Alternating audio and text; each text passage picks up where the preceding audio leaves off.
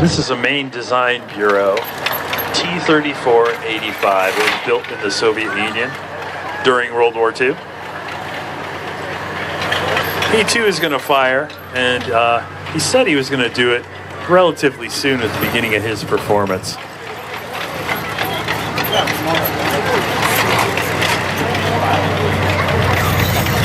Whoa, a lot of smoke. Yes, folks, that is a diesel engine, in case you were wondering.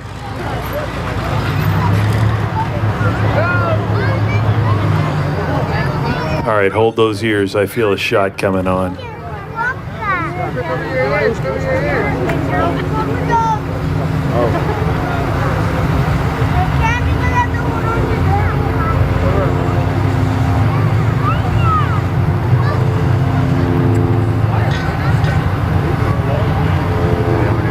Siren.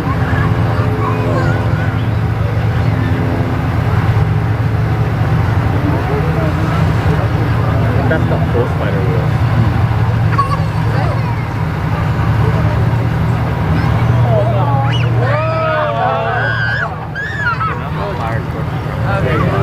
Well, they gotta salute the crowd. They're threatening.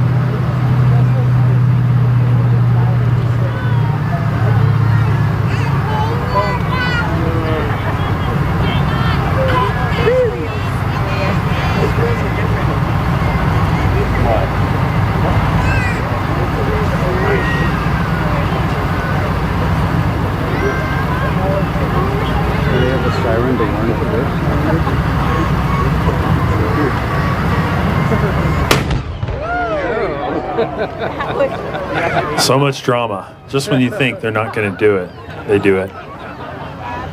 So the Soviet T-34 for decades was considered the ideal tank.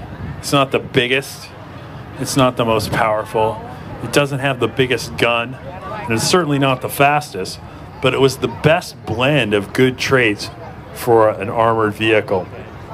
T-34s are still in use across much of the world today,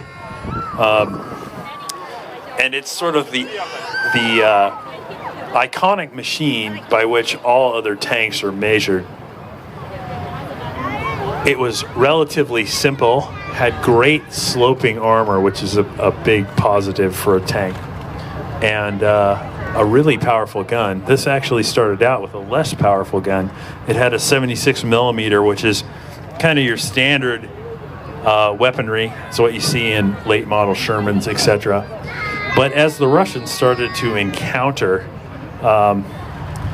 bigger German varieties of tanks, Panthers and Tigers, etc., they knew they had to remodel their T-34 into something that could go head-to-head with those machines.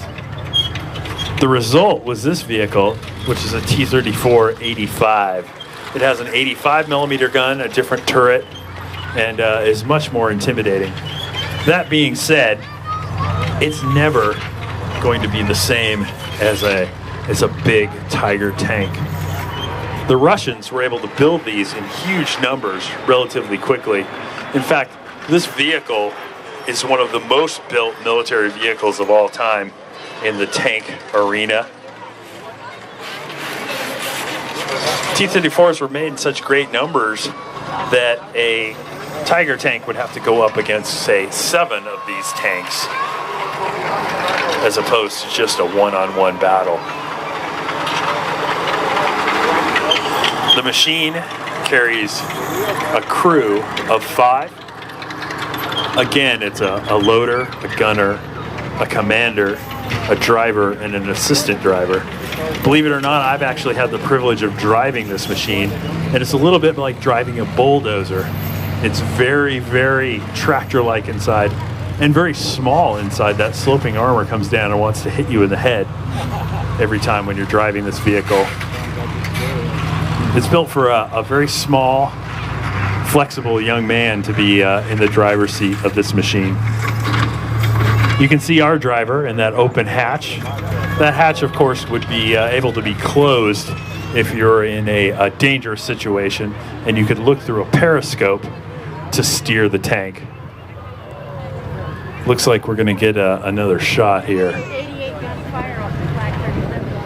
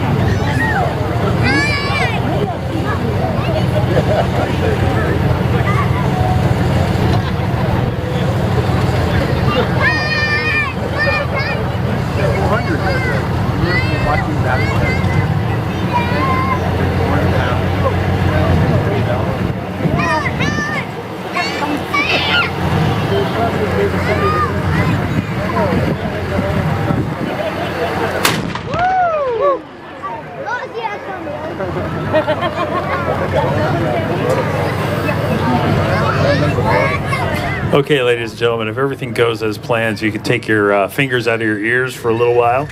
The shooting is done until the very final performance when we have our guests fire the 88 guns.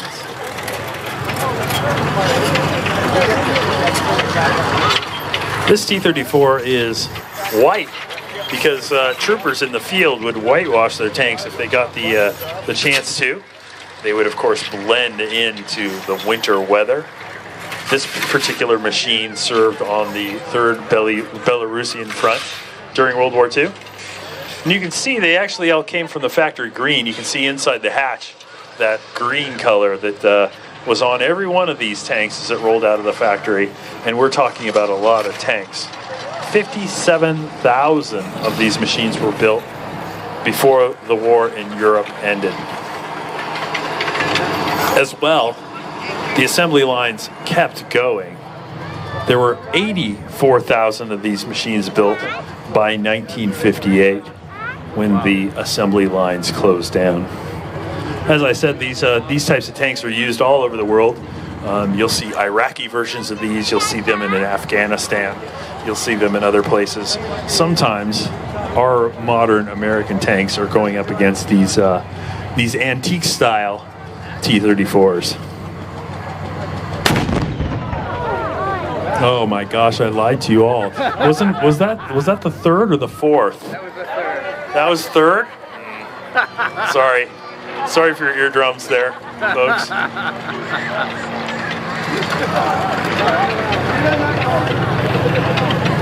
Now they only took 3 shells into the machine, so that should be it.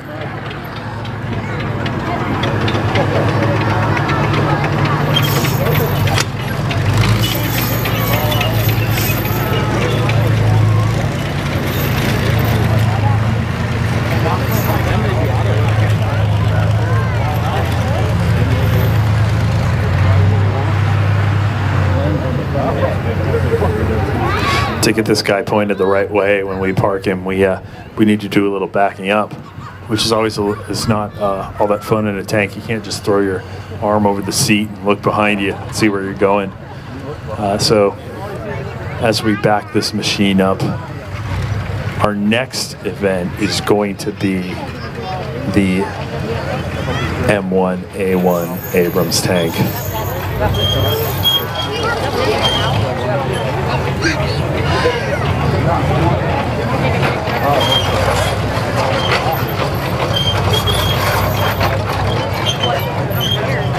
No, I'm sorry. We're going to have the Stuart and the Hellcat come out first. Backed by popular demand. The Stuart and the Hellcat, they tear up the track, and everybody likes to see them. perform.